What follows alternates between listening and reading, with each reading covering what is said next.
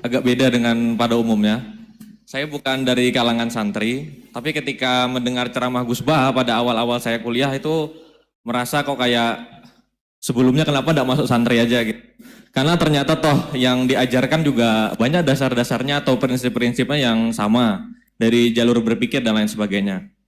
Yang ingin saya tanyakan di sini adalah ketika Gus Baha menyampaikan tentang diroyah, mungkin singkat saja Gus, apakah diroyah ini alat atau ilmu universal yang bisa digunakan ketika berdialog dengan orang-orang yang mengatakan itu kan kaidah kalian gitu, itu kan kaidahmu. Ada hal-hal yang memang tidak bisa dipersamakan atau tidak bisa digeneralisir. Ya mungkin seperti itu Gus. Dan juga yang terakhir, kalau boleh saya izin bersalaman boleh Gus. Kesempatan. Oke, Assalamualaikum warahmatullahi wabarakatuh.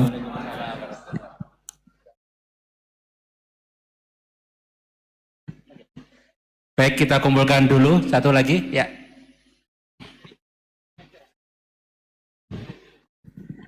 Cek.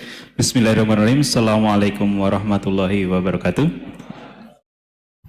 Ya, perkenalkan saya Taufik Satrio, biasa dipanggil Tosa. Ya. Ya. Singkatan. Baik, langsung saja mungkin untuk pertanyaannya. Di yaumil akhir nanti kan ada yang namanya yaumil mizan, itu pertimbangan gitu kan. Nah itu bagaimana kalau timbangannya itu sama, artinya seimbang. Apakah itu nanti akan berada di tengah-tengah antara surga dan neraka atau seperti apa? Kemudian yang kedua itu terkait dengan perbuatan buruk ke orang lain. Ketika kita berbuat buruk ke orang lain itu kan kita istilahnya zalim kepada orang lain. Tapi di lain sisi itu secara zahir kan seperti itu. Tapi di lain sisi di akhirat itu kan kalau secara pahala kita itu membantu orang lain mendapatkan pahala.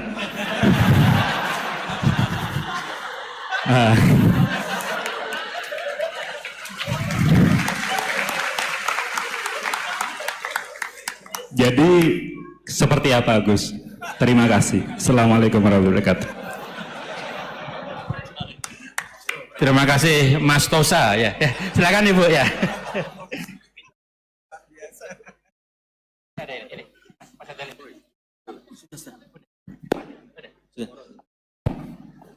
Assalamualaikum warahmatullahi wabarakatuh.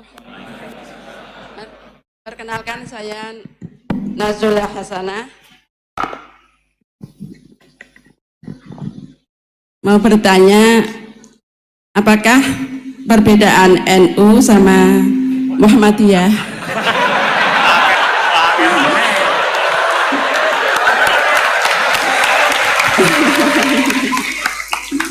Tadi kan dijabarkan, terus dalam sholat subuh itu kan ada yang pakai doa kunut, ada yang enggak.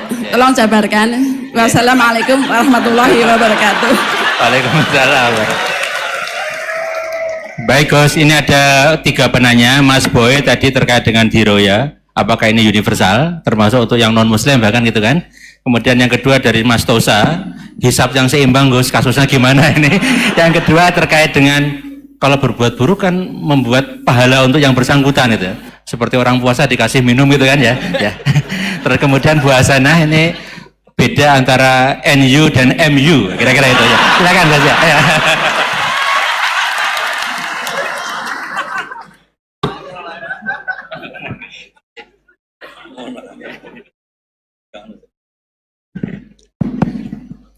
Bismillahirrahmanirrahim. Sebelum saya jawab, saya senang kalian semua senang dengan suatu yang taat itu.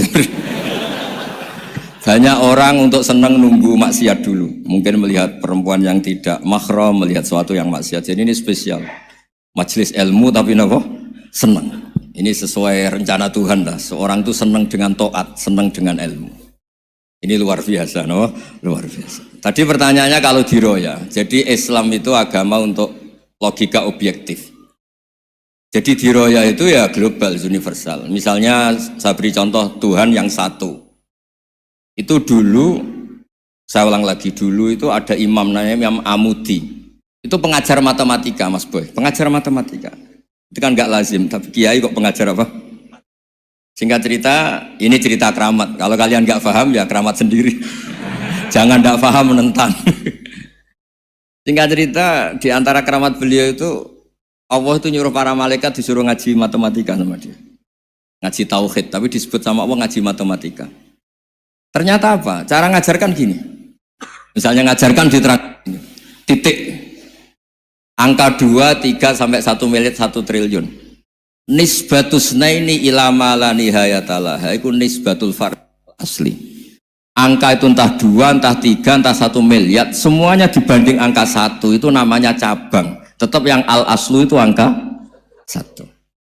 Itu otak siapapun itu akan ikrar dengan logika tadi. Bukan kita Muslim. Semuanya akan tahu angka berapapun jumlahnya, tetap asal usulnya angka 1. Terus dia gambar ya gambar apa saja, gambar masjid, apa gambar sapi atau gambar apa saja, dimulai 1 titik. Gambar ruwet maupun gak ruwet tetap saja dimulai 1 titik. Nuktotil wujud.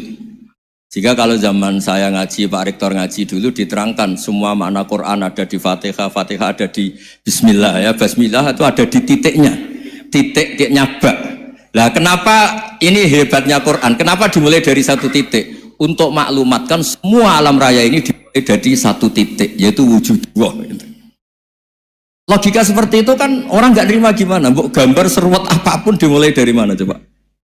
1 titik. Angka sebesar apapun dimulai angka apa? 1. Jadi diroyah itu ya universal gitu maksudnya. Ya gitu Mas Boy ya. Jadi diroyah itu universal. Ya soal ada yang belum dapat hidayat apa itu nomor 2, tapi logika yang dibangun Islam itu. Terus pertanyaan kedua apa? Draw tadi. Bisa. Kamu ingin draw? Ini kasus ini nggak pernah ngaji Quran itu. Di antara yang diterangkan Quran detail itu Ashabul A'raf apa? Ashabul A'raf, orang yang baiknya sama buruknya itu imbang. Itu sudah disediakan nanti di surga itu ada pagar. Kamu ingin di situ? Pagar pembatas, apa? Pagar pembatas. Di surga enggak, neraka enggak. Jadi kejadian surga dan neraka itu gini, tak terangin ya. Jadi kira-kira gini, kan hisab itu hanya rubu'un nahar, sekitar 2 jam, 2 jam setengah selesai. Jadi satu dunia ini dihisab Allah, hanya Allah butuh waktu 2,5 jam. Rubu'un nahar. Kenapa gitu Pak Rektor? Karena semuanya datang ini sudah terindikasi dan itu sudah jelas. Misalnya orang yang soleh banget, wajahnya bersinar, bahkan semua tubuhnya bersinar. Yas'anuruhum baina aidihim. Yang pas-pasan, ya sinarnya pas-pasan. Sehingga nanti yang punya sinar cukup di kanan. Yang kelip-kelip agak ini, yang rawan kesaruk ini yang kelip. Yang gelap gulita langsung di kiri. Nah itu terus faduri babenahum bisuril lahubab. Terus Allah langsung bikin pagar. Nah yang rawan kesaruk pagarnya yang kelip-kelip tadi. Yang temangsang ini. Karena yang jelas hitam di kiri, yang jelas putih kanan. Yang abu-abu ini sama malaikat digaruk saja. Nah terus temangsang di Araf itu. Nah, terus setelah dipagar ini dia punya kegiatan. Kalau melihat neraka bilang Rabbana srif anna adzaba jahannam. Kalau melihat surga ya Allah, ma kuntu asqa khalqik. Saya ini hamba Engkau yang tidak paling sial dan Kau Maha Rahman. Tolong saya jangan dihadapkan ke neraka lagi. Karena itu menyiksa.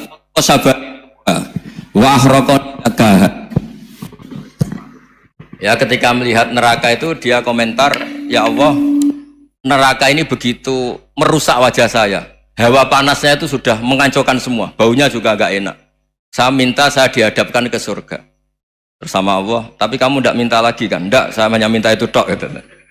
Nah ini saya pandu. Kalau kamu ngalami tak pandu. Kalau kamu ngalamin tak pandu. Sama Allah terus diberi janji supaya tidak minta yang lain. Tidak, saya tidak akan minta lagi. Terus melihat surga. Nah, di surga melihat orang kayak gitu kan. Di surga nanti kalian kan hura-hura semua. Wah, istri yang di dunia kurang cantik, rewel, yang di surga itu istrinya cantik semua, gak rewel semua. Gak minta belanja, cantiknya gak usah ke salon, pokoknya top lah. Terus dia melihat tersiksa, cara Jawa ngiler. Weh, masa ngelihat tok? Akhirnya ya lama-lama berani ngajukan, ya Allah masa ngelihat tok gitu. Dikasih masuk gitu. Ya terus, tapi kamu kan janji tidak minta lagi. Ya terus ngerayu-ngerayu Tuhan lagi. Akhirnya walhasil nanti kalau betul-betul A'raf itu nasibnya akhirnya masuk surga. Tapi tadi digarap dulu lah, dikerjain dulu. Itu lama sekali perjalanannya, memang lama sekali. Nah soal orang membunuh itu, apa contohnya tadi? Berbuat buruk sama orang lain, ya apapun lah. Berbuat buruk sama orang lain itu, kalau faktanya nanti tobat, Allah yang bisa ngelola itu. Makanya Nabi pernah senyum-senyum, pernah tertawa-tawa. Sungguh ketika Allah menghendaki rahmatnya itu semuanya indah. Yaqtulul qatil fayatubu hadza. Jadi ada orang yang saya membunuh, terus dia tobat serius. Kemudian al-maktul yang dibunuh ini masuk surga karena madlum. Qatilnya karena tobat serius juga masuk surga. Ya begitu juga di kedoliman-kedoliman yang lain. Jadi ya makanya tobat itu penting sekali. Ya taruh saja begini yang terkenal ya, contoh Wahsy itu jelas di surga karena syahid dibunuh Wahsy. Apa Hamzah lah. Hamzah ini jelas di surga karena matul syahidan, dibunuh secara syahid oleh Wahsy. Tapi karena Wahsy tobatnya serius, nanti juga di surga. Begitu juga keburukan-keburukan yang lain. Jadi tobat ini misalnya ada orang hartanya dicuri. Tentu yang dicuri ini kalau dia orang baik, ya mungkin secara formal lapor polisi. Tapi kalau dia orang baik mungkin ridho lah, sudah itu saya ridho kan. Berkahnya ridho, dia menjadi orang baik karena ridho diuji Allah, hartanya apa? Dicuri. Kemudian yang mencuri tobat. Entah harta itu dikembalikan, entah dikasihkan masjid sebagai amalnya yang dicuri, entah apa-apa. Allah ngasih tobat orang ini. Kemudian sama-sama jadi orang baik, kemudian sama-sama di surga. Makanya itu Nabi sampai senyum-senyum, betapa rahmatnya Allah tidak terbatas. Sama lagi, betapa rahmatnya Allah tidak terbatas. Bahkan qatil sama maktul bisa ngopi di surga bareng tadi itu. Karena ya tadi, masyhur itu. Yang paling legenda dalam sejarah Islam kan, saya pernah membunuh orang yang sangat dicintai Rasulullah. Sebagai tobat saya akan membunuh orang yang paling dibenci Rasulullah. Singkat cerita, Wahsy ini menangi bunuh Musailamah al-Kadzdzab, orang yang ngaku-ngaku Nabi yang merusak tatanan apa? Islam. Apapun itulah, cerita-cerita apapun itu. Makanya saya sering cerita, kalau preman pasar itu tobat, bu, jangan nyapu masjid. Tobatnya tetap di pasar, yang dulu pasar gak aman karena dia, sekarang aman karena dia. Jangan tobat terus nyapu di pasar, pasar diganti soksennya, pengganti. Itu nggak fair apa? Jadi kalau tobat itu harus seimbang dengan zaman salahnya. Zaman apa? Kayak Umar. Ketika dia kafir itu orang Islam dibikin takut. Terus ketika dia Islam, gantian orang kafir dibikin takut. Pertama dia Islam langsung marahnya Abu Jahal, awas kalau ganggu Rasulullah, ngadepin saya. Itu fair. Apa? Fair. Jangan tobatnya bikin orang takut, lah tobat ke masjid nyapu, yang di pasar diganti penggantinya tetap gaduh. Gak boleh, harusnya kalau lama bikin pasar takut, ya sekarang lama bikin pasar apa? Aman. Itu tobat yang apa? Seimbang. Ya kira-kira gitu ya. Nanti tak pandu kalau sudah di Arab. Terus gimana? Yang ketiga NU sama MU. Satu itu beda seragamnya dan logonya.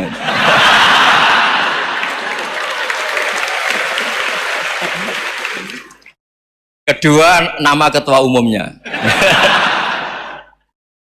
Ketiga, tanggal acara besarnya. Muktamar Muhammadiyah dan NU itu beda. Sudah beda satu abadnya. Tentu dulu Muhammadiyah. Tapi begini ya, perbedaan itu nggak bisa dihindari karena tadi ada sudut pandang apa? Ada sudut pandang itu nggak bisa dihindari. Ini cerita yang nyata ya. Saya ulang lagi, senyata-nyatanya. Andaikan betul Rasulullah itu hanya kunut 1-2 kali, maka kalau menurut mazhab Syafi'i, apa salahnya melakukan sunnah terus-menerus meskipun Nabi itu melakukan hanya beberapa kali? Karena pertama sesuatu yang pernah dilakukan Nabi pasti akan menjadi sunnah yang terus-menerus. Nabi itu puasa Senin Kemis juga tidak selalu. Salah kalau ada orang bilang Nabi malah takut kalau ibadah sunat dilakukan terus-menerus karena nanti takut dikira wajib. Itu masyhur dalam kaidah usul fikih. Tapi yang tidak kunut juga tidak salah, karena ya tadi Nabi ya pernah kunut, Nabi juga pernah tidak kunut, karena Nabinya orang banyak. Kan bukan Nabi kelompok tertentu, no? Jadi sederhana. Terus menyangkut ini dengerin betul, sujud. Sujud itu banyak ulama yang mengatakan untuk sah itu harus melibatkan 7 anggota. Umirtu an asjuda ala sab'ati azumin al jabha wal yaden wal rukbaten wal qadamen. Saya diperintahkan sujud itu melibatkan 7 anggota, yaitu jabha, yaden 2 tangan, 2 lutut, terus 2 qadamen. Tapi Imam Syafi'i ngendikan, andaikan ada pendapat yang mengatakan ukurannya cukup jabha, maka itu juga benar. Karena Nabi ketika sujud ngendikan sajadalaka wajhi wa sam'i wa basori. Ya Allah telah sujud ke engkau wajah saya, jabha saya. Nabi tidak menyebut tangan, tidak menyebut rukbaten, tidak menyebut qadamen. Ini wajah dua wajah, ukurannya itu hanya jabha.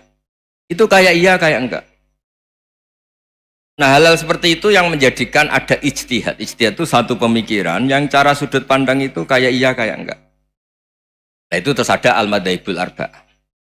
Terus ketika implementasi di Indonesia, dulu Mbah Ahmad Dahlan juga ngaji Mbah Soleh Darat, Mbah Hasyim Asy'ari juga ngaji Mbah Soleh Darat.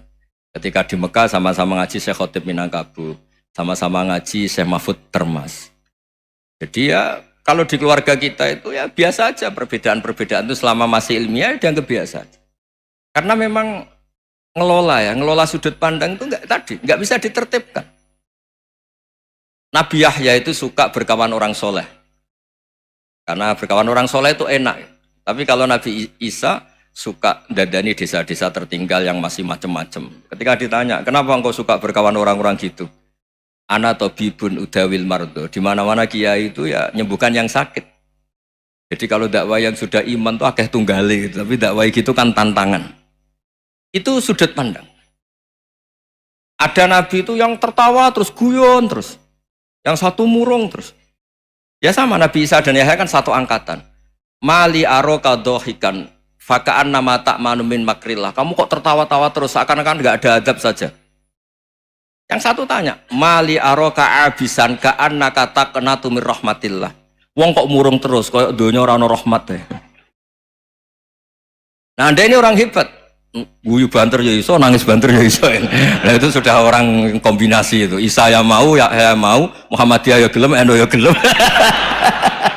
Ya maksudnya sudah biasa aja. Karena tadi konstitusi NU yang mengatakan ibadah harus ikhlas karena Allah, Muhammadiyah juga sama harus ikhlas karena ya sudah, kalau karena Allah sudah selesai kan. Yang menjadi masalah itu kan identitas untuk hadun nafsi, untuk diri sendiri. Kalau kita ikhlas masalahnya apa? Coba masalahnya apa coba? Imam Syafi'i pernah di Masjid Abu Hanifah yang tidak kunut. Beliau enggak kunut. Ketika tanya, 5 ada taroktal kunut, ikroman di hadal madhab. Saya menghormati madhab ini. Jadi ya biasa. Sebaliknya juga sama. Orang-orang Hanafi kalau Imam Syafi'i kunut ya ikut kunut. Karena kalaupun Anda yakin itu tidak disyariatkan, kamu juga yakin itu tidak membatalkan apa? Sholat. Itu yang perlu dicatat. Kalau Anda tidak yakin sunat, kan tidak yakin kalau itu membatalkan sholat. Jadi sebetulnya kalau dianalisis secara keilmuan itu ya semuanya normal. Karena tadi Rasulullah itu al-Bahrul Muhit, Nabi itu lautan yang luas sekali. Orang akan mengambil air sesuai kapasitas masing-masing. Dan akan merasakan kualitas air juga sesuai kapasitas masing-masing. Orang yang sangat haus melihat air seteguk ini luar biasa. Tapi yang tidak haus mungkin melihat itu biasa-biasa saja. Jadi makanya saya mohonlah, sudahlah itu biasa saja, apalagi secara sanad ya sama, secara tradisi sama. Ya soal perbedaan tidak harus dengan NU, antara Muhammadiyah juga biasa beda. Mungkin di UI antar rektorat juga beda-beda. Yang satu suka dekat rektor, yang satu suka enggak, monggo asal itu niatnya ikhlas. Terakhir saya beri cerita, ada sahabat ditanya, "Sifli wajah Rasulillah." Coba tolong saya ceritakan wajahnya Nabi kayak apa. Sahabat tuh nangis senangis-nangisnya. Kenapa engkau menangis? Saya itu tidak pernah melihat wajah Rasulullah SAW. Loh kenapa? Engkau kan sahabat. Sungkan. Sebagai bentuk penghormatan saya tidak berani melihat wajahnya. Sebagai bentuk penghormatan pada waktu Nabi, saya tidak berani sowan. Nabi di dalam punya keluarga, punya istri, punya cucu. Kalau saya sowan tuh ganggu. Ya masuk akal. Bentuk hormat itu tidak ganggu kan. Tapi ada orang-orang yang bentuk hormat, bentuk sayang itu sering datang ke majelis Nabi. Sama-sama masuk akal, bisa didebat gimana? Sama-sama masuk akal. Ya sudah, itu ijtihad maksudnya, itu ijtihad, itu sudah sama-sama masuk akal. Abul Hasan Asyadili itu kalau kemana-mana pakai mobil mewah, pakai baju mewah. Ketika ditanya, Anda ini ulama kok pakaiannya mewah, mobilnya mewah? Ben wong ra kepikiran nyangoni ya. Nah, tapi nek kowe tawaduk melas terus dibalekno mbalmu sakit. Ngono nang ra iso mulai ya ini. Ya tapi misalnya semua gitu mesti ada yang salah paham, itu keangkuhan. Tapi kalau semuanya kelihatan gembel, nanti orang trauma jadi kiai. Takut kayak itu. Ya sudah, itu wilayah ijtihad, sudah tidak usah ya, pokoknya sudah, yang penting ikhlas. Anda berani tanggung jawab nanti ketika ketemu Allah Subhanahu wa taala. Nggih, ngoten. Assalamualaikum warahmatullahi wabarakatuh.